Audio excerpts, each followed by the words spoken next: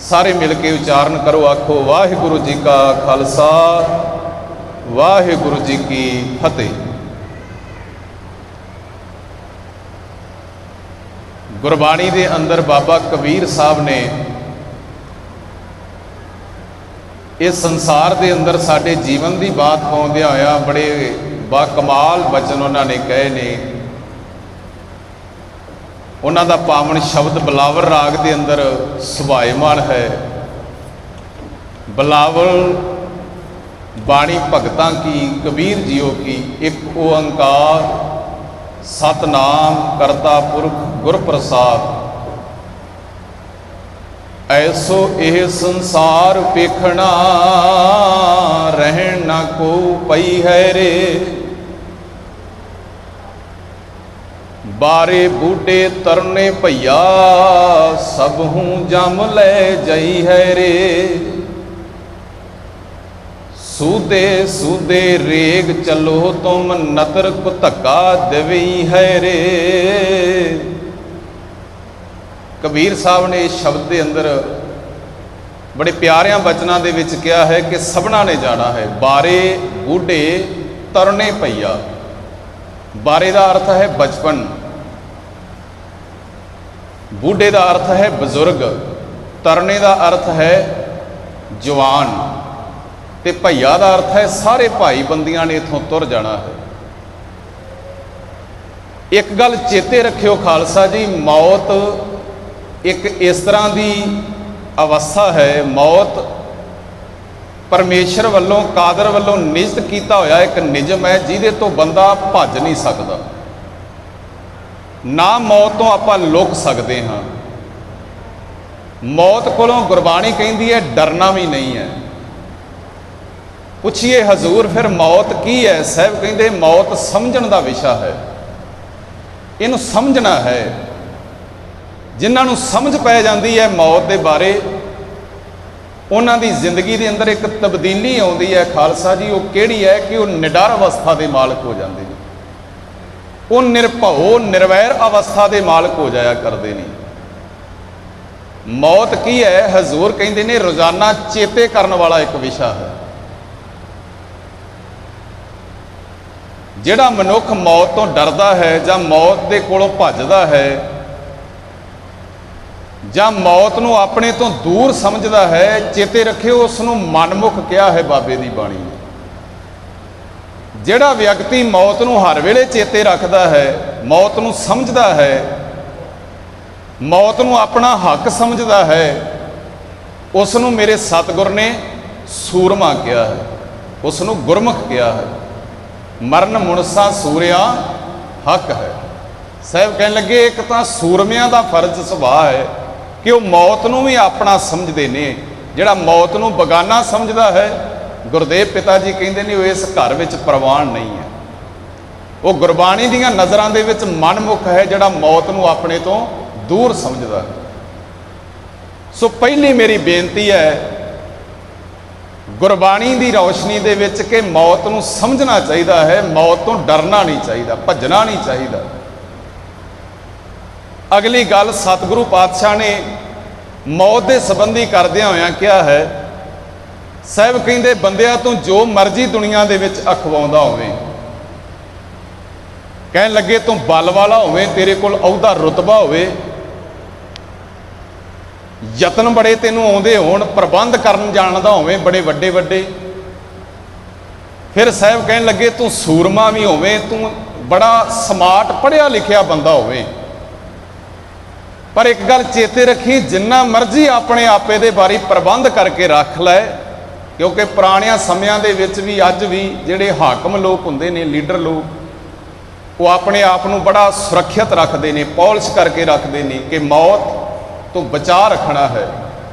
पर गुरु अर्जन देव सच्चे पातशाह ने पावन बचन क्या कहन लगे, बहुत जतन करता बलवंतकारी सेवंत सूरा चतुर दसैं, बिखम थान बसंत ऊंचे नानक कीटी सास अकरखते। कहते रब तो कुछ नहीं भज सकता, रब तो कुछ ओले नहीं है। रमिया होया जो परमेश्वर है, जदों वो अपनी ਹੁਕਮ ਨੂੰ ਚਲਾਉਂਦਾ ਹੈ, ਆਪਣੀ ਮਰਜ਼ੀ ਤੇ ਆਉਂਦਾ ਹੈ, ਤਾਂ ਉਦੋਂ ਵੱਡੇ ਵੱਡੇ ਪ੍ਰਬੰਧ ਜਿਹੜੇ ਨੇ ਉਹ ਵੀ ਟੁੱਟ ਜਾਇਆ ਕਰਦੇ ਨੇ। ਬਾਬਾ ਫਰੀਦ ਸਾਹਿਬ ਦਾ ਇੱਕ ਮੈਂ ਬਚਨ ਸਾਂਝਾ ਕਰਾਂਗਾ, ਫਿਰ ਆਪਾਂ ਅੱਗੇ ਤੁਰਦੇ ਹਾਂ। ਭਗਤ ਫਰੀਦ ਸਾਹਿਬ ਨੇ ਬੜੇ ਵੱਡਾ ਉਹਨਾਂ ਦਾ ਕਵੀ ਹਿਰਦਾ ਹੈ, ਅੱਲਾ ਦੀ ਖੁਦਾ ਦੀ ਇਬਾਦਤ ਦੇ ਵਿੱਚ ਸਦਾ ਝੁਕਿਆ ਰਹਿਣ ਵਾਲਾ ਉਹਨਾਂ ਦਾ ਸੁਭਾਅ ਹੈ। ਤਾਂ ਬਾਬਾ ਫਰੀਦ ਸਾਹਿਬ ਨੇ ਆਪਣੇ ਬਚਨਾਂ ਦੇ ਵਿੱਚ ਗੁਰਬਾਣੀ ਦੇ ਅੰਦਰ ਧਰਤੀ ਦੀ ਤੇ ਅਸਮਾਨ ਦੀ ਗੱਲਬਾਤ ਕਰਵਾ ਦਿੱਤੀ ਹੈ। ਆਪਸ ਦੇ ਵਿੱਚ ਬਚਨ ਕਰਦੇ ਨੇ, ਕਹਿਣ ਲੱਗੇ ਇੱਕ ਦਿਨ ਧਰਤੀ ਅਸਮਾਨ ਨਾਲ ਗੱਲਾਂ ਕਰਦੀ ਹੈ। ਅਸਮਾਨ ਭੈਣੋ ਵੀਰੋ ਆਕਾਸ਼ ਤੇ ਜ਼ਮੀਨ ਧਰਤੀ। ਹੁਣ ਜ਼ਮੀਨ ਅਸਮਾਨ ਨੂੰ ਆਕਾਸ਼ ਨੂੰ ਇੱਕ ਗੱਲ ਕਹਿੰਦੀ ਹੈ ਕਿ ਹੇ ਅਸਮਾਨ, ਮੈਂ ਹਮੇਸ਼ਾ ਬੰਦਿਆਂ ਦੇ ਪਸ਼ੂਆਂ ਦੇ ਪੈਰਾਂ ਦੇ ਵਿੱਚ ਰਹਿਣ ਵਾਲੀ ਹਾਂ, ਮੈਂ ਸਭ ਤੋਂ ਨੀਵੀਂ ਜਗ੍ਹਾ ਤੇ ਰਹਿੰਦੀ ਹਾਂ, ਮੇਰੇ ਉੱਪਰ ਦੀ ਪਾਣੀ ਵਗ ਜਾਂਦਾ ਏ, ਮੇਰੇ ਥੱਲੇ ਵੀ ਪਾਣੀ ਹੈ, ਮੈਨੂੰ ਕੁਝ ਨਹੀਂ ਦਿਖਾਈ ਦਿੰਦਾ, ਪਰ ਤੂੰ ਬਹੁਤ ਉੱਚਾ ਹੈ। ਪਰਮੇਸ਼ਰ ਦਾ ਨਿਯਮ ਦੇ ਵਿੱਚ ਚੱਲ ਰਹੇ ਹਾਂ ਆਪਾਂ। ਮੈਨੂੰ ਇੱਕ ਗੱਲ ਦੱਸ ਕਿ ਜਿਹੜੇ ਲੋਕ ਧਰਤੀ ਤੇ ਆ ਕੇ ਮੌਤ ਨੂੰ ਭੁੱਲ ਜਾਂਦੇ ਨੇ, ਮਰਨਾ ਭੁੱਲ ਜਾਂਦੇ ਨੇ, ਜਿਨ੍ਹਾਂ ਨੂੰ ਆਪਣਾ ਅੰਤ ਚੇਤੇ ਨਹੀਂ ਰਹਿੰਦਾ, ਜਿਹੜੇ ਟਿਚਰਾਂ ਕਰਦੇ ਨੇ, ਮਕਸ਼ਰੀਆਂ ਕਰਦੇ ਨੇ, ਅਹੰਕਾਰੀ ਸੁਭਾਅ ਵਾਲੇ ਵਿਅਕਤੀ ਨੇ, ਜਿਹੜੇ ਲੋਕ ਸਿਰਫ ਰੰਗ ਰਲੀਆਂ ਤਮਾਸ਼ਿਆਂ ਦਾ ਜੀਵਨ ਬਤੀਤ ਕਰਨ ਵਾਲੇ ਵੱਡੇ ਵੱਡੇ ਨਾਇਕ, ਵੱਡੇ ਵੱਡੇ ਹਾਕਮ, ਵੱਡੇ ਵੱਡੇ ਦਾਅਵੇਦਾਰ ਵਿਅਕਤੀ, ਉਹ ਅੱਜ ਮੇਰੇ ਉੱਪਰ ਦਿਖਾਈ ਨਹੀਂ ਦਿੰਦੇ। ਉਹ ਕਿੱਥੇ ਚਲੇ ਗਏ ਨੇ? ਇਹ ਸਵਾਲ ਸੰਗਤ ਜੀ ਜ਼ਮੀਨ ਨੇ ਅਸਮਾਨ ਨੂੰ ਕੀਤਾ ਹੈ। ਤੇ ਬਾਬਾ ਜੀ ਨੇ ਬਾਣੀ ਵਿੱਚ ਕਿਹਾ, ਕਹਿਣ ਲੱਗੇ ਜਿਮੀ ਪੁੱਛੈ ਅਸਮਾਨ। ਜ਼ਮੀਨ ਧਰਤੀ ਅਸਮਾਨ ਨੂੰ ਪੁੱਛਦੀ ਹੈ। ਕੀ ਪੁੱਛਦੀ ਹੈ? ਫਰੀਦਾ ਖੇਵਟ ਕਿਨ ਗਏ। ਖੇਵਟ ਦਾ ਇੱਥੇ ਅਰਥ ਕਰਾਂਗੇ ਜੀ ਮਲਾਹ, ਆਗੂ, ਦਾਅਵੇਦਾਰੀਆਂ ਕਰਨ ਵਾਲੇ ਵਿਅਕਤੀ। ਉਹ ਕਿੱਥੇ ਚਲੇ ਗਏ? ਅੱਜ ਮੇਰੇ ਉੱਪਰ ਦਿਖਾਈ ਨਹੀਂ ਦਿੰਦੇ। ਤਾਂ ਅਸਮਾਨ ਨੇ ਜਵਾਬ ਬੜਾ ਖੂਬਸੂਰਤ ਦਿੱਤਾ, ਕਹਿਣ ਲੱਗੇ ਜਾਲਣ ਗੋਰਾਂ ਨਾਲ। ਕਹਿੰਦੇ ਵੀ ਉਹਨਾਂ ਦੇ ਜਿਹੜੇ ਸਰੀਰ ਸੀ, ਉਹ ਗੋਰਾਂ ਦਾ ਅਰਥ ਹੈ ਸ਼ਮਸ਼ਾਨ ਭੂਮੀ, ਮੜੀਆਂ, ਕਬਰਾਂ ਦੇ ਵਿੱਚ ਸਮਾ ਗਏ, ਖਤਮ ਹੋ ਗਏ, ਮਿੱਟੀ ਹੋ ਗਏ। ਜਾਲਣ ਗੋਰਾਂ ਨਾਲ ਉਲਾਮੇ ਜੀ ਸਹੇ। ਅਗਲੀ ਗੱਲ ਕਹੀ ਬਾਬਾ ਫਰੀਦ ਸਾਹਿਬ ਨੇ, ਕਹਿਣ ਲੱਗੇ ਅਸਮਾਨ ਨੇ ਜਵਾਬ ਦਿੱਤਾ, ਕਹਿਣ ਲੱਗਾ ਅਸਮਾਨ ਧਰਤੀ ਨੂੰ ਕਿ ਜਿਹੜੀਆਂ ਉਹਨਾਂ ਦੀਆਂ ਆਤਮਾਵਾਂ, ਰੂਹਾਂ ਨੇ, ਉਹ ਅੱਜ ਵੀ ਉਲਾਮੇ ਸਹਿ ਰਹੀਆਂ ਨੇ।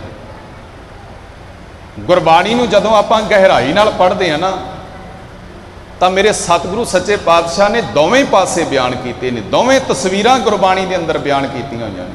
ਆ ਸੁਣਿਓ ਹਜ਼ੂਰ ਦਾ ਫਰਮਾਨ। ਸੱਚੇ ਪਾਤਸ਼ਾਹ ਪਹਿਲਾਂ ਤਾਂ ਗੱਲ ਕਰਦੇ ਨੇ ਰੱਬ ਨਾਲੋਂ ਟੁੱਟੇ ਹੋਏ ਵਿਅਕਤੀ ਦੀ, ਜਿਹਨੇ ਮੌਤ ਨੂੰ ਭੁਲਾਇਆ, ਜਿਹਨੂੰ ਮਰਨਾ ਚਿੱਤ ਨਹੀਂ ਹੈ, ਜਿਹੜਾ ਦੁਨੀਆ ਤੇ ਆ ਕੇ ਸਮਝਦਾ ਹੈ ਕਿ ਮੈਂ ਸਦੀਵੀ ਰਹਿਣਾ ਹੈ। ਮੌਤ ਨੂੰ ਭੁਲਾ ਦੇਣ ਵਾਲੇ ਵਿਅਕਤੀ ਦੀ ਗੱਲ ਕਰਦਿਆਂ ਸਾਹਿਬ ਨੇ ਕਿਹਾ, ਜਿਨੀ ਐਸਾ ਹਰ ਨਾਮ ਨਾ ਚੇਤਿਓ, ਸੇ ਕਾਹੇ ਜਗ ਆਏ ਰਾਮ ਰਾਜੇ। ਕਹਿਣ ਲੱਗੇ ਉਹਨਾਂ ਦਾ ਆਉਣਾ ਹੀ ਕੀ ਹੈ? ਜਿਨ੍ਹਾਂ ਨੇ ਪਰਮੇਸ਼ਰ ਨੂੰ ਚੇਤਿਆ ਨਹੀਂ ਹੈ, ਸਿਮਰਿਆ ਨਹੀਂ ਹੈ। ਇਹ ਮਾਨਸ ਜਨਮ ਦਲੰਭ ਹੈ, ਨਾਮ ਬਿਨਾ ਬਿਰਥਾ ਸਭ ਜਾਏ। ਤੇ ਤੀਸਰੀ ਤੋਕ ਮਹਾਰਾਜ ਕਹਿਣ ਲੱਗੇ, ਹੁਣ ਵੱਤੇ ਹਰ ਨਾਮ ਨਾ ਬੀਜਿਓ, ਅੱਗੇ ਭੁੱਖਾ ਕੇ ਖਾਏ। ਕਹਿੰਦੇ ਜਿਨ੍ਹਾਂ ਨੇ ਵੱਤਰ ਸ਼ਬਦ ਪੰਜਾਬੀ ਦਾ ਹੈ ਜੀ, ਕਿਸਾਨੀ ਕਰਨ ਵਾਲੇ ਭਰਾ ਜ਼ਿਆਦਾ ਬੈਠੇ ਨੇ। ਆਪਾਂ ਖੇਤੀ ਕਰਨੀ ਹੈ ਤਾਂ ਪਹਿਲਾਂ ਇਹਨਾਂ ਚੀਜ਼ਾਂ ਨੂੰ ਸਮਝਣਾ ਪੈਂਦਾ ਹੈ ਵੀ ਕਦੋਂ ਬੀਜ ਬੀਜਣਾ ਹੈ, ਕਦੋਂ ਫਸਲ ਬੀਜਣੀ ਹੈ ਤੇ ਕਦੋਂ ਵੱਢਣੀ ਹੈ। ਇਹ ਮੁੱਢਲੀ ਪੜ੍ਹਾਈ ਹੈ। ਵੱਤਰ ਸ਼ਬਦ ਪੰਜਾਬੀ ਦਾ ਹੈ। ਜ਼ਮੀਨ ਨੂੰ ਬੀਜਣ ਤੋਂ ਪਹਿਲਾਂ ਉਹਦਾ ਵੱਤਰ ਦੇਖਦੇ ਸਨ ਸਾਡੇ ਬਜ਼ੁਰਗ। ਹੁਣ ਹਜ਼ੂਰ ਨੇ ਕਿਹਾ ਉਮਰ ਦਾ ਵੀ ਇੱਕ ਵੱਤਰ ਹੈ, ਜੀਵਨ ਦਾ ਵੀ ਇੱਕ ਮਕਸਦ ਹੈ, ਜੀਵਨ ਦਾ ਵੀ ਇੱਕ ਪਰਪਸ ਹੈ। ਸੱਚੇ ਪਾਤਸ਼ਾਹ ਕਹਿਣ ਲੱਗੇ ਹੁਣ ਵੱਤੇ ਹਰ ਨਾਮ ਨਾ ਬੀਜਿਓ, ਅੱਗੇ ਭੁੱਖਾ ਕਿਆ ਖਾਏ। ਕਹਿਣ ਲੱਗੇ ਮਨੁੱਖ ਸੁੰਝਾ ਰਹਿ ਜਾਂਦਾ ਹੈ। ਹੁਣ ਇਕਨਾਂ ਦੀ ਗੱਲ ਕੀਤੀ ਹੈ ਸਾਹਿਬ ਨੇ, ਕਹਿਣ ਲੱਗੇ ਵੀ ਕਾਹੇ ਜਗ ਆਏ ਰਾਮ ਰਾਜੇ। ਇਹ ਟੁੱਟਿਆਂ ਹੋਇਆਂ ਦੀ ਗੱਲ ਕੀਤੀ ਹੈ, ਜਿਨ੍ਹਾਂ ਨੇ ਜੀਵਨ ਸੰਭਾਲਿਆ ਨਹੀਂ, ਵੱਤਰ ਨਹੀਂ ਸੰਭਾਲਿਆ। मकसद नहीं समझिया जीवन का, उन्हां दी गल सतगुर ने इन्हां बचनां दे विच कीती है। ते इकना दे बारे मेरे साहब कह रहे ने, धन धन धन जन आया, जिस प्रसाद सब जगत तराया। नानक तिस जन को सदा नमस्कार कह दिता। हुण एक दूसरे ने जिन्होंने सतगुरु नमस्कार कर रहे हैं,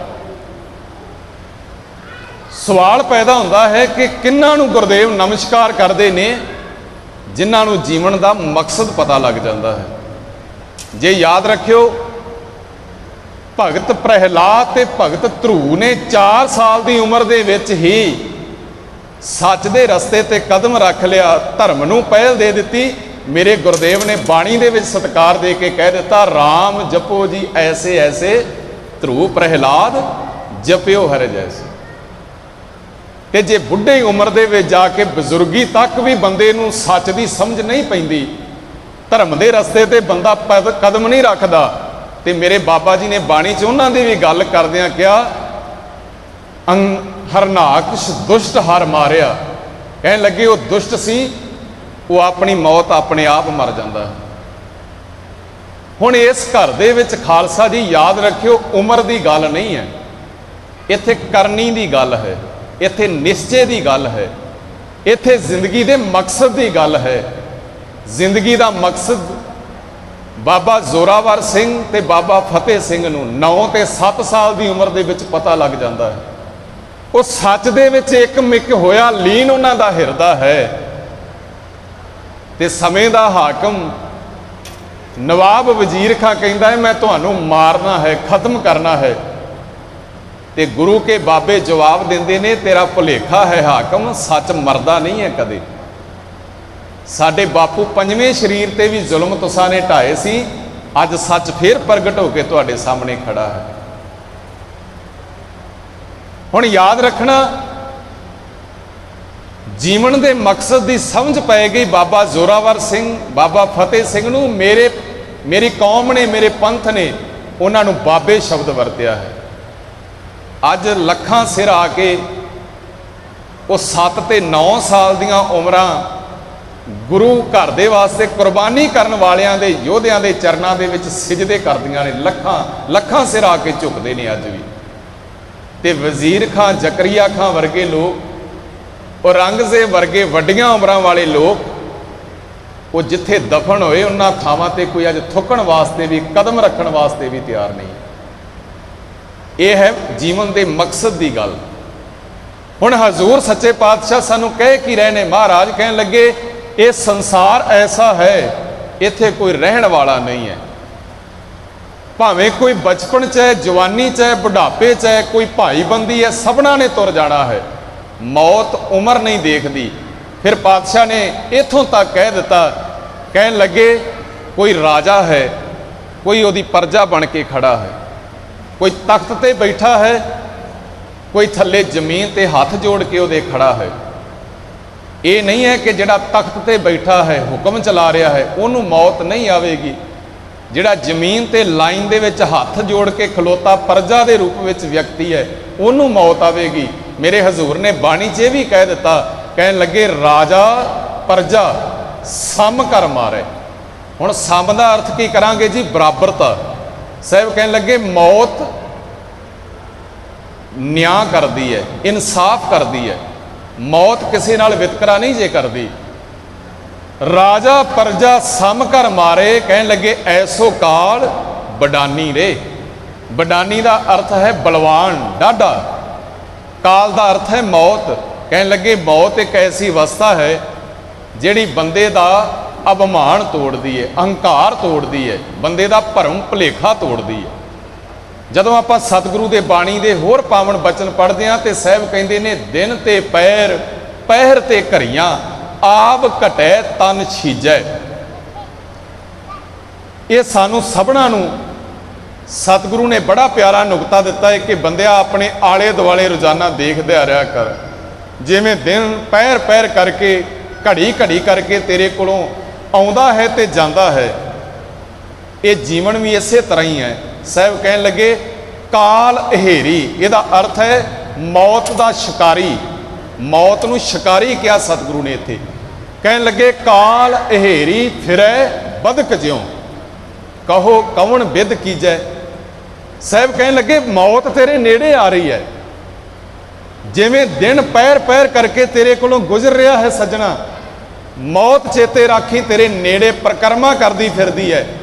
पर तू इन्ना झल्ला है, इन्ना अवेसला है, तेरे कोल कोई इंतजाम ही नहीं है, कोई प्रबंध ही नहीं है।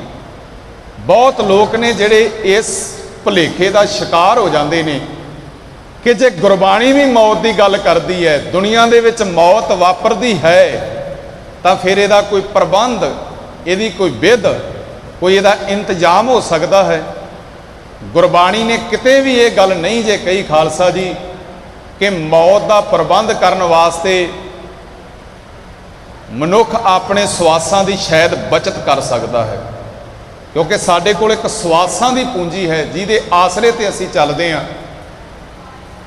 सवासां नूं ना बचाया जा सकता है, ना रोकिया जा सकता है। हाँ, जो गुरबाणी सानूं कहिंदी है कि सवासां नूं सफल बनाया जा सकता है, ये सवास सफले कीते जा सकते हैं, क्योंकि साहब ने अपने पावन बचनों के अंदर कहा कि मनुख है ही एक दम का मालिक है। बंदा तो कहता है जी मैं जायदाद का मालिक हाँ, प्रॉपर्टी वाला हाँ, अहुदे रुतबे वाला हाँ, मैं परिवार का मालिक हाँ। पर मेरे गुरदेव बाणी के अंदर कहते हैं ना भाई, तू किसी का भी मालिक नहीं हैगा। पूछया महाराज फिर किसी चीज़ का तो मालिक है ना, घट्टो घट मैं अपने शरीर का मालिक हाँ। साहब कहन लगे ना सज्जना, तू अपने शरीर का भी मालिक नहीं है। सतगुरु किस दा मालिक हाँ? महाराज कहते सिर्फ वो सवास का मालिक है, वो सवास से तू हक रखदा है जिहड़ा तेरे अंदर चल रहा है। जिहड़ा सवास अजे अंदर नहीं आया वो भी तेरा नहीं है, जिहड़ा सवास तेरा बाहर निकल गया वो भी तेरा नहीं है। साहब कहन लगे जिहड़ा सवास तेरे अंदर चलदा है वो सवास का तू मालिक है। वो सवास नाल तू गुरमत नूं समझ सकदा है, तू बाणी नूं समझ सकदा है, तू सच दे रस्ते ते भी चल सकदा है। साहब ने कहा हम आदमी हाँ एक दमी, मोहलत मोहत ना जाना। साहब कहन लगे इत्थे मोहलत का अर्थ है जी इत्थे मिथ्या होया, वादा किया होया, दिता होया समा निजत किसी का भी नहीं है। मोहलत मोहत ना जाना तो भाव है कि किसी को मोहलत नहीं मिली हुई, किसी को वकफा नहीं मिलिया होया, किन्ने कदों इत्थों तुरना है। गुरमत तां सानू इन्ना नेड़े लैके आउंदी है। गुरु सवारियो, गुरबाणी तां सानू साडे सवासां दे विचों भी चेते रखियो एक सवास दे लिया के खड़िया कर दिंदी है। ये सिर्फ गुरमत है, ये सिर्फ गुरबाणी है श्री गुरु ग्रंथ साहिब महाराज जी की, जिहड़ी सानू इस गल का फिक्र करवाउंदी है, इस गल का चिंतन करवाउंदी है कि बंदिया धन चलिया जाएगा तेरा कुछ नहीं गया, परिवार तेरा चलिया जाएगा तेरा कुछ नहीं गया, अहुदा रुतबा चलिया जाएगा याद रखी तेरा कुछ नहीं गया, पर चेते रखी तेरे जिहड़े कीमती सवास तेरे कोलों जा रहे हैं उन्हां दा बहुत वड्डा तैनूं घाटा पै रहा। हम आदमी हाँ एक दमी, मोहलत मोहत ना जाना, नानक बिनवै तिसे सिरे वो जाके जी पराना।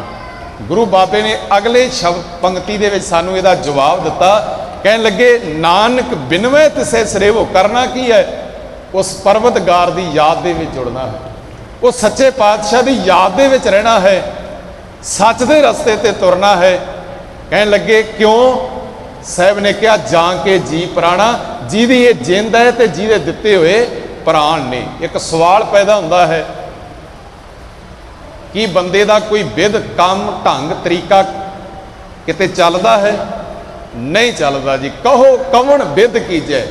हजूर कहन लगे वो केड़ी विधि है जिहदे नाल मनुख मौत तो भज सकता है, मुश्किलों मुसीबतों तो खतरियां तो अपने आप को बचा सकता है? कोई ऐसी विधि नहीं है। गुरमत एक ऐसी अवस्था है खालसा जी जिहदे ते मनुख नूं कल्लियां तुरना पैंदा है जी। ते तुरदे वो ने याद रखियो जिन्हां नूं अपना मरना चेते है। पहला मरण कबूल जीवन की छड़ आस हो, सबना की रेणुका तो आओ हमारे पास। पास का अर्थ है नेड़े, गुरु दे नेड़े वो हो सकता है, गुरबाणी दे रस्ते ते वो चल सकता है। याद रखियो जिन्हों अपना मरना सब तो पहला चेते है। पहली गल हो सकता है मैं गुरमत के रस्ते ते चलां, मेरा सका पुत्र भी मेरे नाल गुरबाणी गुरमत के रस्ते ते ना चले, मेरी घरवाली भी मेरे नाल ना चले, मेरी माँ भी मेरे नाल ना चले, मेरा परिवार मेरे नाल हो सकता है ना चले, क्योंकि इत्थे कल्लियां नूं चलना पैंदा है। जिन्हों मौत चेते है ते मौत जो साडे समाज ने समझ रखिया है ना, साडियां परंपरावां इस तरह दीयां बणीआं होईआं ने समाज दे विच कि बंदा जिवें बुढ़ापे दे नेड़े मौत नूं समझदा है, जवानी दे नेड़े मौत नूं समझदा ही नहीं है मनुख नेड़े। पर गुरबाणी ने भरम तोड़िया। साहब कहन लगे बारे बूढ़े तरने भैया सब हूँ जम है लई जाई है रे। कहन लगे भावें बचपन है, जवानी है, बुढ़ापा है, हर अवस्था दे विच मौत का पहरा आउंदा है, मौत वापरदी है। पर साडियां कुछ इस तरह दीयां रस्मां बणीआं होईआं ने जिन्हां रस्मां ने सानू गुरमत तो दूर किया है। खालसा जी हुण देखो ना, जे जवानी विच मौत हुंदी है तो कच्चा भांडा भन्निया जाता है, जे बुढ़ापे विच कोई बजुर्ग मरदा है उत्थे पक्का भांडा रेड़िया जाता है। गुरबाणी विच किते भी नहीं ये गल लिखी हुई। फिर जे कोई बजुर्ग मरदा है तो उत्थे खुशी प्रगट कर दी जाती है, मिठा बनाया जाता है, जलेबियां बर्फी कई तरह के पकवान तैयार हो जाते हैं, लैण देन का काम चल पैंदा है। जे जवानी दे विच कोई तुर जाता है साडे परिवारां दे विचों ते फिर की हुंदा है जी, फिर रो रो के अपना भी मनुख बुरा हाल करता है, तो जिहड़े आउंदे ने वो भी रवाउण ही बहुते आउंदे ने, सिर्फ दिलासा देने वास्ते आउंदा है। तो मेरा सतगुरु आउंदा है, सिर्फ ज्यों मंदिर को थामे थमण त्यों गुर का शब्द मणे अस्थमण। याद रखियो ये दुनिया ऐसी है, इत्थे सब रोण आउंदे ने, अपने अपने दुख रवाउण आउंदे ने ते रोण आउंदे ने, चुप कराउण आउंदा है, दिलासा देण आउंदा है, ते मेरे गुरु आउंदा है, ते गुरबाणी का शब्द है। वरना संसार दे विच कोई भी नहीं है। हुण याद रखना, मनुख इकल्ला तुरदा है गुरमत के रस्ते ते तुरन दी कोई उम्र नहीं है कि मनुख बुढ़ापे दे विच जाके तुरेगा। पर साडियां परंपरावां बणीआं होईआं ने ऐसियां। गुरबाणी ने तो सानू इत्थों तक गुरु का बचन है कि जदों साडे घर च मौत हुंदी है उदों ही सहज पाठ आरंभ होना चाहिए, कीर्तन होना चाहिए। पर अज तक साडियां परिवारां दे विच पिट सियापा कीता जांदा है, रोण करलाउण दा काम विरलाप कीता जांदा है। बाणी नूं मनदा कौन है जी? हजूर तां कह रहे ने रोवण वाले जेतड़े सब बन्ने पंड पराल। एक बन्ने गुरबाणी ये कह रही है, दूजे बन्ने अज भी साडियां परिवारां दे अंदर विरलाप कीता जांदा है, रोया ते कुरलाया जांदा है। मैं इतिहास विचों एक हवाला साझा रखांगा तुहाडे सामणे। इसे पंजाब दी धरती ते असीं अपनी गल बाद च करिए, साडे बारे बगानियां ने जिहड़ी गल कीती वो सानू सुननी चाहिदी है। अपनी सिफत आप करिए तो होर स्वाद हुंदा है, साडी सिफत कोई करे तो उहदा आनंद ही वखरा हुंदा है। नादर शाह अज भी नारा बनया है, नादर शाही लुट। नादर शाह ने जदों इत्थे हमला किया, उन्हें पंजाब का जिहड़ा CM चीफ मिनिस्टर उस वेले दा सूबेदार है जकरिया खां, उन्होंने पंजाब दे विच साडियां बजुर्गां दे बारे पुछया सी। उन्हें पूछया, मैं ज्यों ईरान तो चलिया किसी ने मेरे अगे सिर नहीं चुकया, पर मैनू कखां तो हौला किया। ये कौन ने लोग जिन्हां मेरे पैरों के हेठ अग बाल दी है, मैनू लुटिया है, मैनू हौलिया किया है, मेरे सामने छातियां डाह के खड़ते हैं। कौन फकीर लोग ने? बहुत कुछ बयान किया है रतन सिंह भंगू ने पंथ प्रकाश ग्रंथ के अंदर। पर उहदे विच साडियां बजुर्गां दी जिक्र, बजुर्गां दा जिक्र करदियां करदियां इस गल का भी वह जिक्र करता है। कहन लगा, ब्याह निकाह ना ये करे हैं, भुगत आनंद आनंद पढ़े हैं। कहता ना ये ब्याह करते ने ना निकाह करते नहीं। हुण याद रखियो, ब्याह हिंदुआं विच कीता जांदा है, हिंदू वीरां दे विच, ते निकाह मुसलमानां दे विच कीता जांदा है। ते साडे बारे उन्हें क्या कहन लगा, भुगत आनंद आनंद पढ़े हैं। ये सिख कौम जिहड़ी है ये तां आनंद कारज करदी है। कहन लगा ये गुरु दे आनंद दे विच रहिंदे ने। फिर अगली उन्हें गल कही, कहन लगा सिंह सिंघनी जौ मर जाए हैं। कहता जदों इन्हां दे घरां विच किते मौत हो जाती, इन्हां विच कोई चढ़ाई कर जाता है, बांडत हलवा तुरंत बने हैं। कहता करदे की ने? हलवा शब्द उन्हें वरत्या, कड़ाह प्रशादी देग। कहता मिठा तैयार करते हैं ते अपने गुरु के सन्मुख खलो के अरदास करते हैं ਆਪਣੇ ਗੁਰੂ ਦਾ ਵਾਕ ਗੁਰਵਾਕ ਸੁਣਦੇ ਨੇ ਤੇ ਆਪਸ ਵਿੱਚ ਉਹ ਮਿੱਠਾ ਹਲਵਾ ਪ੍ਰਸ਼ਾਦ ਵੰਡ ਕੇ ਇੱਕ ਦੂਜੇ ਨੂੰ ਵਧਾਈਆਂ ਦਿੰਦੇ ਨੇ। ਇਹ ਗੱਲ ਨਾਦਰ ਸ਼ਾਹ ਸੁਣਨ ਤੋਂ ਬਾਅਦ ਜ਼ਕਰੀਆ ਖਾਨ ਨੂੰ ਇੱਕ ਗੱਲ ਕਹਿ ਗਿਆ ਸੀ, ਕਹਿਣ ਲੱਗਾ ਇਹਨਾਂ ਤੇ ਕੰਟਰੋਲ ਰੱਖੀ, ਮੈਨੂੰ ਰਾਜ ਭਾਗ ਦੀ ਸਮੈਲ ਆਉਂਦੀ ਹੈ ਇਸ ਕੌਮ ਦੇ ਵਿੱਚੋਂ। ਇਹ ਬਾਦਸ਼ਾਹ ਕੌਮ ਹੈ, ਇਹ ਸ਼ਹਿਨਸ਼ਾਹ ਕੌਮ ਹੈ। ਫਿਰ ਖਾਲਸਾ ਜੀ ਸਾਡੇ ਬਜ਼ੁਰਗਾਂ ਦੇ ਕਿਰਦਾਰ ਦੀ ਗੱਲ ਕਰਦਿਆਂ ਹੋਇਆਂ ਦੁਸ਼ਮਣ ਨੇ ਇਹ ਬਾਤ ਪਾ ਕੇ ਕਿਹਾ ਸੀ ਕਿ ਸਿੰਘ ਸਿੰਘਣੀ ਜੋ ਮਰ ਜੈ ਹੈ, ਬਾਂਡ ਹਲਵਾ ਤੁਰੰਤ ਬਣੇ ਹੈ, ਕਿ ਇਹ ਕੋਈ ਪਿੱਟ ਸਿਆਪਾ ਨਹੀਂ ਕਰਦੇ,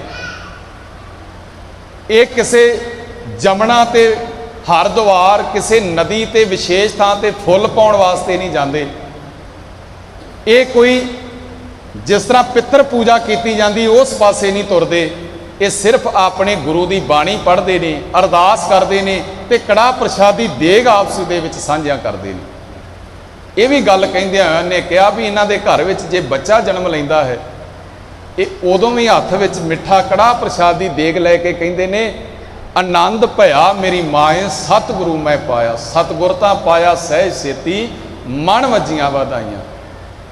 ਤੇ ਬਾਦਸ਼ਾਹ ਨਾਦਰ ਸ਼ਾਹ ਕਹਿੰਦਾ ਵੀ ਜੇ ਅਗਲੀ ਗੱਲ ਦੱਸ, ਕਹਿੰਦਾ ਜੇ ਉਹ ਜਵਾਨ ਕੱਲ ਨੂੰ ਹੋ ਕੇ ਪੁੱਤਰ ਮਰ ਜਾਵੇ ਨਾ, ਚੜ੍ਹਾਈ ਕਰ ਜਾਵੇ, ਤੇ ਕਹਿੰਦਾ ਫੇਰ ਕੀ ਹੁੰਦਾ ਏ, ਕਹਿੰਦਾ ਉਦੋਂ ਵੀ ਇਹ ਕੜਾਹ ਪ੍ਰਸ਼ਾਦੀ ਦੇਗ ਲੈ ਕੇ ਆਪਣੇ ਗੁਰੂ ਦੇ ਚਰਨਾਂ ਦੇ ਵਿੱਚ ਖਲੋ ਕੇ ਫਿਰ ਕਹਿੰਦੇ ਨੇ, ਆਨੰਦ ਭਇਆ ਮੇਰੀ ਮਾਏ ਸਤਿਗੁਰੂ ਮੈਂ ਪਾਇਆ, ਸਤਿਗੁਰ ਤਾਂ ਪਾਇਆ ਸਹਿਜ ਸੇਤੀ, ਮਨ ਵੱਜੀਆਂ ਵਧਾਈਆਂ। ਹੁਣ ਕਮਾਲ ਦੀ ਗੱਲ ਹੈ ਵੀ ਜਨਮ ਦੇ ਸਮੇਂ ਵੀ ਵਧਾਈਆਂ ਤੇ ਮੌਤ ਦੇ ਸਮੇਂ ਵੀ ਵਧਾਈਆਂ। ਹੁਣੇ ਆਪਾਂ ਮਰਿਆਦਾ ਦੇ ਵਿੱਚ ਹੈ, ਸਮਾਪਤੀ ਹੋਣੀ ਹੈ ਤੇ ਆਨੰਦ ਸਾਹਿਬ ਦਾ ਪਾਠ ਸਾਨੂੰ ਗੁਰੂ ਅਮਰਦਾਸ ਮਹਾਰਾਜ ਜੀ ਦਾ ਹੁਕਮ ਹੈ, ਅਸੀਂ ਆਨੰਦ ਸਾਹਿਬ ਦਾ ਪਾਠ ਕਰਨਾ, ਉਹਦੇ ਵਿੱਚ ਵਧਾਈਆਂ ਦੇਣੀਆਂ ਨੇ। ਇੱਕ ਅਸੀਂ ਆ ਮੌਤ ਦੇ ਵੇਲੇ ਵੀ ਕੜਾਹ ਪ੍ਰਸ਼ਾਦ ਮਿੱਠਾ ਆਪਸ ਵਿੱਚ ਸਾਂਝਾ ਕਰਦੇ ਹਾਂ ਜੀ, ਕਿਉਂਕਿ ਗੁਰੂ ਨੇ ਸਾਨੂੰ ਸਹਿਜ ਦੀ ਅਵਸਥਾ ਦਿੱਤੀ ਹੈ। ਭਾਗਾਂ ਵਾਲੇ ਉਹ ਭਾਣਾ ਸ਼ਬਦ ਦਿੱਤਾ ਹੈ। ਵੈਸੇ ਭਾਣਾ ਸ਼ਬਦ ਕਿਹਾ ਤਾਂ ਜਾਂਦਾ ਹੈ ਪਰ ਲਾਗੂ ਨਹੀਂ ਕੀਤਾ ਜਾਂਦਾ। ਮੈਂ ਕਹਿ ਰਿਹਾ ਤੁਸੀਂ ਸੁਣ ਰਹੇ ਹੋ, ਪਰ ਭਾਣਾ ਮੰਨਣਾ ਇਹ ਗੁਰੂ ਦੀ ਸੰਪੂਰਨ ਬਖਸ਼ਿਸ਼ ਹੋਵੇ ਤਾਂ ਮੰਨਿਆ ਜਾਂਦਾ ਹੈ। ਭਾਣੇ ਦਾ ਅਰਥ ਹੈ ਗੁਰੂ ਦੀ ਰਜ਼ਾ ਦੇ ਵਿੱਚ ਚੱਲਣਾ। ਸੋ ਸਿੱਖ ਸਖਾ ਬੰਧਪ ਹੈ ਭਾਈ, ਕਹਿਣ ਲੱਗੇ ਜੋ ਗੁਰ ਕੇ ਭਾਣੇ ਵਿੱਚ ਆਵੇ, ਆਪਣੇ ਭਾਣੇ ਜੋ ਚੱਲੇ ਭਾਈ, ਵਿਛੜ ਚੋਟਾਂ ਖਾਵੇ।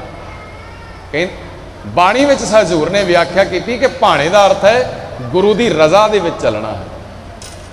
ਯਾਦ ਰੱਖਣਾ, ਜਿਹੜੇ ਗੁਰੂ ਦੇ ਰਸਤੇ ਤੇ ਚੱਲਦੇ ਨੇ ਮੌਤ ਨੂੰ ਚੇਤੇ ਰੱਖਿਆ ਜਾਂਦਾ ਹੈ, ਉਹਨਾਂ ਦੇ ਜੀਵਨ ਦਾ ਇਹ ਸੁਨੇਹਾ ਮਿਲਦਾ ਹੈ। ਪੰਜਾਬ ਦੀ ਧਰਤੀ ਤੇ ਜਦੋਂ ਬਾਬਾ ਬੰਦਾ ਸਿੰਘ ਬਹਾਦਰ ਨੂੰ ਗ੍ਰਿਫਤਾਰ ਕਰਕੇ ਲਾਹੌਰ ਤੋਂ ਦਿੱਲੀ ਲਿਜਾਇਆ ਜਾ ਰਿਹਾ ਸੀ ਤਾਂ ਸਮੇਂ ਦਿਆਂ ਲਿਖਾਰੀਆਂ ਨੇ ਬੜੀ ਸੋਹਣੀ ਗੱਲ ਕੀਤੀ ਹੈ ਕਿ ਕੱਲ ਜਿਹਦਾ ਨਾਮ ਸੁਣ ਕੰਬਦੀ ਸੀ ਬਾਦਸ਼ਾਹੀ, ਅੱਜ ਉਹੀ ਸ਼ੇਰ ਫੜ ਪਿੰਜਰੇ 'ਚ ਪਾਇਆ ਹੋਇਆ ਹੈ। ਜਿਹਦੇ ਤੋਂ ਬਾਦਸ਼ਾਹੀਆਂ ਕਾਂਬਾ ਛਿੜਦਾ ਸੀ, ਉਹ ਮਰਦ ਸ਼ੇਰ ਨੂੰ ਅੱਜ ਪਿੰਜਰੇ ਵਿੱਚ ਬੰਦ ਕੀਤਾ ਹੈ। ਲਾਹੌਰ ਤੋਂ ਦਿੱਲੀ ਨੂੰ ਲਿਜਾਇਆ ਜਾ ਰਿਹਾ। ਘਟਨਾ ਦੀ ਸਾਂਝ ਕਰਾਂਗਾ ਜੀ। ਗੁਰਮਤਿ ਦੇ ਰਸਤੇ ਤੇ ਮਨੁੱਖ ਚੱਲਦਾ ਹੈ, ਮੌਤ ਨੂੰ ਚੇਤੇ ਰੱਖੀਏ ਤਾਂ ਗੁਰੂ ਦੀ ਨੇੜਤਾ ਪ੍ਰਾਪਤ ਹੁੰਦੀ ਹੈ। ਪਹਿਲਾਂ ਮਰਨ ਕਬੂਲ ਦੀ ਗੱਲ ਸਤਿਗੁਰੂ ਨੇ ਸਾਨੂੰ ਕਹੀ ਹੈ। ਹੁਣ ਬੰਦਾ ਸਿੰਘ ਬਹਾਦਰ ਦੇ ਨਾਲ 700 ਗੱਡਾ ਸਿਰਾਂ ਦਾ ਲੱਦ ਕੇ ਸਮੇਂ ਦੇ ਜਰਵਾਣੇ ਲੈ ਤੁਰੇ ਨੇ। ਭੈਣੋ, ਪਿੰਡਾਂ ਦੇ ਵਿੱਚੋਂ ਜਿਹੜੀਆਂ ਬੀਬੀਆਂ ਸੀ, ਧੀਆਂ ਭੈਣਾਂ ਸੀ, ਉਹਨਾਂ ਦੇ ਵੀ ਸਿਰ ਵੱਢ ਲਏ ਹਾਕਮਾਂ ਨੇ ਤੇ ਪ੍ਰਚਾਰ ਇਹ ਕੀਤਾ ਕਿ ਅਣ ਦਾੜੀਏ ਸਿੱਖ ਨੇ, ਇਹਨਾਂ ਨੂੰ ਅਜੇ ਦਾੜੀਆਂ ਨਹੀਂ ਆਈਆਂ ਪਰ ਹਾਂ ਨੇ ਮਰਦ, ਪਰ ਸਿਰ ਔਰਤਾਂ ਦੇ ਵੱਡੇ ਸਨ। ਦਿੱਲੀ ਖੜ ਕੇ ਫਰੈਕਸੀਅਰ ਬਾਦਸ਼ਾਹ ਦੇ ਦਰਬਾਰ ਦੇ ਵਿੱਚ ਬੜੀ ਲੰਬੀ ਗੱਲਬਾਤ ਹੈ, ਪਰ ਯਾਦ ਰੱਖਿਓ 100 ਸਿੰਘ ਨੂੰ ਰੋਜ਼ਾਨਾ ਸ਼ਹੀਦ ਕੀਤਾ ਜਾਂਦਾ ਹੈ, ਕਤਲ ਕੀਤਾ ਜਾਂਦਾ ਹੈ। ਸਾਹਮਣੇ ਪਿੰਜਰੇ ਦੇ ਵਿੱਚ ਬਾਬਾ ਬੰਦਾ ਸਿੰਘ ਬਹਾਦਰ ਕੈਦ ਹੈ। ਹੁਣ ਜਿਹੜਾ 100 ਸਿੰਘ ਰੋਜ਼ਾਨਾ ਕਤਲ ਕੀਤਾ ਜਾਂਦਾ ਹੈ ਨਾ, 700 ਸਿੰਘ ਸੀ, ਉਹਨਾਂ ਸਾਰਿਆਂ ਨੂੰ 100 ਕਰਕੇ 7 ਦਿਨਾਂ ਸ਼ਹੀਦ ਕੀਤਾ ਜਾਣਾ ਹੈ। ਉਹਨਾਂ 700 ਦੇ ਵਿੱਚ ਮਜੀਠਾ ਪਿੰਡ ਸਾਡੇ ਲਾਗੇ ਹੈ ਜੀ। ਇੱਥੋਂ ਦਾ ਇੱਕ 18 ਕੁ ਸਾਲ ਦਾ ਨੌਜਵਾਨ ਹੈ, ਉਹਦਾ ਨਾਮ ਹੈ ਭੀਮ ਸਿੰਘ। ਉਹਨੂੰ ਉਹਦੇ ਪਿੰਡੋਂ ਗ੍ਰਿਫਤਾਰ ਕਰ ਲਿਆ ਹੈ ਹਾਕਮਾਂ ਨੇ, ਦਿੱਲੀ ਲੈ ਗਏ ਨੇ। ਪਿਤਾ ਨਹੀਂ ਸੀ ਹੈਗਾ, ਛੋਟੀ ਉਮਰ ਦੇ ਵਿੱਚ ਚੜ੍ਹਾਈ ਕਰ ਗਿਆ ਸੀ। ਪਿੱਛੇ ਉਹਦੀ ਇੱਕ ਬਜ਼ੁਰਗ ਮਾਂ ਹੈ। ਤੇ ਖੇਡ ਇਹੋ ਜੀ ਵਾਪਰੀ ਕਿ ਜਦੋਂ ਉਹਨੂੰ ਗ੍ਰਿਫਤਾਰ ਕੀਤਾ ਉਸ ਵੇਲੇ ਉਹਦਾ ਅਜੇ ਵਿਆਹ ਹੋਇਆ ਸੀ। ਉਹਦਾ ਵਿਆਹ ਆਨੰਦ ਕਾਰਜ ਹੋਇਆ ਸੀ, ਅਜੇ ਡੋਲਾ ਆਪਣਾ ਲੈ ਕੇ ਘਰ ਵਿੱਚ ਆਇਆ ਸੀ। ਉਧਰੋਂ ਇਹ ਮੁਹਿੰਮ ਚੱਲ ਰਹੀ ਹੈ। ਉਹਨੂੰ ਗ੍ਰਿਫਤਾਰ ਕਰਕੇ ਉਹਦੇ ਮਜੀਠੇ ਪਿੰਡ ਦੇ ਵਿੱਚੋਂ ਦਿੱਲੀ ਲੈ ਗਏ ਨੇ। ਮਾਂ ਉਹਦੀ ਲੱਭਦੀ ਭਾਲਦੀ ਟੋਲਦੀ ਲੰਮਿਆਂ ਦਿਨਾਂ ਤੋਂ ਬਾਅਦ ਦਿੱਲੀ ਪਹੁੰਚਦੀ ਹੈ। ਫਰਕਸੀਅਰ ਬਾਦਸ਼ਾਹ ਦੇ ਸਾਹਮਣੇ ਆਪਣੇ ਗਲ ਵਿੱਚ ਚੁੰਨੀ ਚਿੱਟੀ ਪਾ ਕੇ ਉਹ ਬਜ਼ੁਰਗ ਮਾਂ ਬਾਦਸ਼ਾਹ ਨੂੰ ਕਹਿੰਦੀ ਹੈ ਕਿ ਮੇਰਾ ਪਤੀ ਨਹੀਂ ਹੈਗਾ ਪਰ ਮੇਰਾ ਪੁੱਤਰ ਹੈ, ਉਹਨੂੰ ਵੀ ਭੁਲੇਖੇ ਨਾਲ ਤੁਹਾਡੀ ਫੌਜ ਨੇ ਗ੍ਰਿਫਤਾਰ ਕਰਕੇ ਲੈ ਜਾਂਦਾ ਹੈ। ਮੈਂ ਵਾਸਤਾ ਪਾ ਕੇ ਤੁਹਾਡੇ ਅੱਗੇ ਕਹਿੰਦੀ ਹਾਂ ਕਿ ਮੇਰਾ ਪੁੱਤ ਸਿੱਖ ਨਹੀਂ ਹੈ, ਉਹਨੂੰ ਛੱਡ ਦਿੱਤਾ ਜਾਵੇ। ਬਾਦਸ਼ਾਹ ਕੋਈ ਸੋਚਣ ਤੋਂ ਬਾਅਦ ਕਹਿੰਦਾ ਕਿ ਮਾਂ ਇੱਕ ਸ਼ਰਤ ਹੈ, ਜੇ ਤੇਰਾ ਪੁੱਤਰ ਖੁਦ ਕਵੇ ਨਾ ਕਿ ਮੈਂ ਸਿੱਖ ਨਹੀਂ ਹਾਂ ਤਾਂ ਉਹਨੂੰ ਹੁਣੇ ਛੱਡ ਦਿੱਤਾ ਜਾਏਗਾ, ਰਿਹਾ ਕਰ ਦਿੱਤਾ ਜਾਏਗਾ, ਬਾਇਜ਼ਤ ਬਰੀ ਕਰ ਦਿੱਤਾ ਜਾਏਗਾ। ਪਰ ਸ਼ਰਤ ਇਹ ਹੈ ਕਿ ਤੇਰੇ ਪੁੱਤਰ ਨੂੰ ਖੁਦ ਆਪਣੇ ਮੂੰਹ ਤੋਂ ਇਹ ਗੱਲ ਕਹਿਣੀ ਪਵੇਗੀ। ਮਾਂ ਦੇ ਗੱਲ ਦਿਲ ਨੂੰ ਲੱਗੀ। ਉਹਨੇ ਕਿਹਾ ਵੀ ਇਹ ਕਿਹੜੀ ਗੱਲ ਹੈ, ਨਾਲ ਸਿਪਾਹੀਆਂ ਦੇ ਗਈ ਹੈ ਕਤਲਗਾਹ ਦੇ ਵਿੱਚ। ਵੇਖੋ ਪਰਮੇਸ਼ਰ ਦੀ ਖੇਡ। ਉਧਰੋਂ ਮਾਂ ਕਤਲਗਾਹ ਦੇ ਵਿੱਚ ਪਹੁੰਚਦੀ ਹੈ, ਉਧਰੋਂ ਇਹਦੇ ਪੁੱਤਰ ਜਿਉਣ ਜੋਗਾ, ਇਹਦੀਆਂ ਅੱਖਾਂ ਦਾ ਤਾਰਾ ਭੀਮ ਸਿੰਘ, ਉਹਦੀ ਵਾਰੀ ਆ ਜਾਂਦੀ ਹੈ। ਜਲਾਦ ਉੱਪਰੋਂ ਤਿੱਖਾ ਤੇਗਾ, ਉੱਪਰੋਂ ਤਲਵਾਰ ਅਸਮਾਨ ਦੇ ਵਿੱਚ ਚੁੱਕ ਕੇ ਖਲੋਤਾ ਹੈ। ਉਹ ਅਜੇ ਤਲਵਾਰ ਸੁੱਟੀ ਨਹੀਂ ਹੈ ਜਲਾਦ ਨੇ, ਦੂਰੋਂ ਤੁਰੀ ਜਾਂਦੀ ਮਾਂ ਨੇ ਆਵਾਜ਼ ਮਾਰ ਕੇ ਕਿਹਾ ਮੇਰਾ ਜਹਾਨ ਖਤਮ ਹੋ ਜਾਵੇਗਾ, ਮੇਰੀ ਦੁਨੀਆ ਉਜੜ ਜਾਣੀ ਹੈ, ਵੇਖੀ ਜਲਾਦ ਤਲਵਾਰ ਨਾ ਚਲਾਈ, ਇਹ ਮੇਰਾ ਪੁੱਤਰ ਹੈ। ਜਲਾਦ ਦੀ ਤਲਵਾਰ ਰੁਕ ਜਾਂਦੀ ਹੈ। ਮਾਂ ਜਾ ਕੇ ਆਪਣੇ ਪੁੱਤਰ ਨੂੰ ਭੀਮ ਸਿੰਘ ਵੇਖਦਾ ਹੈ ਆਪਣੀ ਮਾਂ ਵੱਲ, ਤੇ ਮਾਂ ਇੱਕ ਗੱਲ ਕਹਿੰਦੀ ਹੈ ਕਿ ਬੇਟਾ ਮੈਂ ਭੀਖ ਮੰਗ ਕੇ ਬਾਦਸ਼ਾਹ ਤੋਂ ਇੱਥੇ ਪਹੁੰਚੀ ਹਾਂ, ਤੇਰੀ ਜ਼ਿੰਦਗੀ ਮੈਨੂੰ ਚਾਹੀਦੀ ਹੈ। ਪਤੀ ਮਰ ਗਿਆ, ਤੂੰ ਮੇਰਾ ਸਹਾਰਾ ਹੈ, ਮੇਰੀਆਂ ਅੱਖਾਂ ਦਾ ਤਾਰਾ ਹੈ, ਬਜ਼ੁਰਗੀ ਦੇ ਡੰਗੋਰੀ ਹੈ, ਮੇਰੀ ਬੁਢਾਪੇ ਦਾ ਸਹਾਰਾ ਹੈ। ਬੇਟਾ ਬਾਦਸ਼ਾਹ ਨੇ ਮੰਨ ਲਈ ਹੈ ਮੇਰੀ ਫਰਿਆਦ, ਪਰ ਇੱਕ ਸ਼ਰਤ ਉਹਨੇ ਰੱਖੀ ਹੈ ਕਿ ਪੁੱਤਰ ਤੂੰ ਇੱਕ ਵਾਰ ਆਪਣੇ ਮੂੰਹ ਤੋਂ ਕਹਿ ਦੇ ਕਿ ਮੈਂ ਸਿੱਖ ਨਹੀਂ ਹਾਂ, ਤੈਨੂੰ ਹੁਣੇ ਰਿਹਾ ਕਰ ਦਿੱਤਾ ਜਾਵੇਗਾ। ਸਰਦਾਰ ਭੀਮ ਸਿੰਘ ਸੋਚਣ ਤੋਂ ਬਾਅਦ ਆਪਣੀ ਮਾਂ ਨੂੰ ਜਵਾਬ ਦਿੰਦਾ ਹੈ, ਕਹਿਣ ਲੱਗਾ ਮਾਂ ਇੱਕ ਪਾਸੇ ਤੇਰਾ ਬਜ਼ੁਰਗੀ ਦਾ ਜੀਵਨ ਖੜਾ ਹੈ, ਤੂੰ ਇਹ ਗੱਲ ਮੈਨੂੰ ਕਹਿ ਰਹੀ ਹੈ, ਇਹ 4 ਦਿਨ ਦੀ ਜ਼ਿੰਦਗੀ ਖੜੀ ਹੈ, ਪਰ ਮਾਂ ਦੂਜੇ ਬੰਨੇ ਗੁਰੂ ਗੋਬਿੰਦ ਸਿੰਘ ਸੱਚੇ ਪਾਤਸ਼ਾਹ ਦੇ ਚਰਨਾਂ ਦਾ ਨਿੱਘ, ਉਹਨਾਂ ਨੇ 4 ਵਾਰ ਕੇ ਸਾਨੂੰ ਹਜ਼ਾਰਾਂ ਨੂੰ ਆਪਣੇ ਦੁਲਾਰੇ ਬਣਾਇਆ ਹੈ। ਇੱਕ ਪਾਸੇ ਸਤਿਗੁਰੂ ਦਾ ਪਿਆਰ ਖੜਾ ਹੈ। ਮੈਂ ਇਹਨਾਂ ਦੋਨਾਂ ਰਸਤਿਆਂ ਦੇ ਵਿੱਚੋਂ ਚੋਣ ਕਰਦਾ ਹਾਂ ਤੇ ਮਾਂ ਆਪਣੇ ਗੁਰੂ ਦੀ ਕਰਦਾ ਹਾਂ, ਗੁਰਮਤਿ ਦੀ ਚੋਣ ਕਰਦਾ ਹਾਂ। ਮੈਨੂੰ ਇਹ ਜੀਵਨ ਨਹੀਂ ਚਾਹੀਦਾ, ਮੈਨੂੰ ਗੁਰੂ ਦਾ ਪਿਆਰ ਚਾਹੀਦਾ ਹੈ। ਮਾਂ ਨੇ ਬੜੇ ਤਰਲੇ ਕੀਤੇ ਪਰ ਪੁੱਤਰ ਮੰਨਿਆ ਨਹੀਂ ਹੈ। ਉਹਨੇ ਆਪਣੀ ਨੌਂ ਨੂੰ ਇਹ ਗੱਲ ਕਹੀ ਹੈ, ਆਪਣੀ ਧੀ ਨੂੰ ਕਹਿਣ ਲੱਗੀ ਚੱਲ ਮੇਰਾ ਬੁੱਢਾ ਸਰੀਰ ਹੈ, ਕਛਿਸ਼ ਨਹੀਂ ਹੈ, ਖਿੱਚ ਨਹੀਂ ਹੈ, ਤੇਰੀ ਤਾਂ ਜਵਾਨੀ ਹੈ, ਤੈਨੂੰ ਵਿਆਹ ਕੇ ਲਿਆਏ, ਅੱਗੇ ਹੋ ਕੇ ਕੋਈ ਯਤਨ ਕਰ ਲੈ, ਸ਼ਾਇਦ ਇਹਦਾ ਮਨ ਬਦਲ ਜਾਵੇ। ਘਰ ਵਾਲੀ ਨੇ ਅੱਗੇ ਹੋ ਕੇ ਕਿਹਾ ਸਿਰ ਦਿਆ ਸਾਈਆਂ, ਅਜੇ ਕੱਲ ਮੇਰੇ ਪਰਿਵਾਰ ਨੇ ਮਾਪਿਆਂ ਨੇ ਤੇਰੇ ਲੜ ਲਾਇਆ, ਅੱਜ ਇਹ ਭਾਣੇ ਵਾਪਰ ਚੱਲੇ ਨੇ, ਇਸ ਹਾਲਤ ਵਿੱਚ ਖੜਾ ਹੈ, ਆ ਮੇਰੀ ਜਵਾਨੀ ਵੱਲ ਵੇਖ, ਬਦਲ ਲੈ ਆਪਣੀ ਜ਼ਿੰਦਗੀ ਦਾ ਫੈਸਲਾ। ਪਰ ਸਰਦਾਰ ਭੀਮ ਸਿੰਘ ਨੇ ਕਿਹਾ ਇੱਕ ਪਾਸੇ ਤੇਰੀ 4 ਦਿਨ ਦੀ ਜ਼ਿੰਦਗੀ ਦਾ ਇਹ ਸਫ਼ਰ ਹੈ, ਦੂਜੇ ਪਾਸੇ ਜਨਮਾਂ ਜਨਮਾਂਤਰਾਂ ਦੀ ਗੁਰੂ ਦੇ ਨਾਲ ਜਿਹੜੀ ਸਾਂਝ ਬਣੀ ਹੈ, ਮੈਂ ਸਿੱਖੀ ਨੂੰ ਪ੍ਰਵਾਨ ਕਰਦਾ ਹਾਂ। ਕੰਚਨ ਸਿਉ ਪਾਈਏ ਨਹੀਂ ਤੋਲ, ਮਨ ਦੇ ਰਾਮ ਲਿਆ ਹੈ ਮੋਲ। ਮੈਂ ਕੱਚ ਦਾ ਵਪਾਰੀ ਨਹੀਂ, ਮੈਂ ਸੱਚ ਦਾ ਵਪਾਰੀ ਹਾਂ। ਆਪਣੀ ਘਰਵਾਲੀ ਨੂੰ ਵੀ ਇਨਕਾਰ ਕਰ ਦਿੱਤਾ।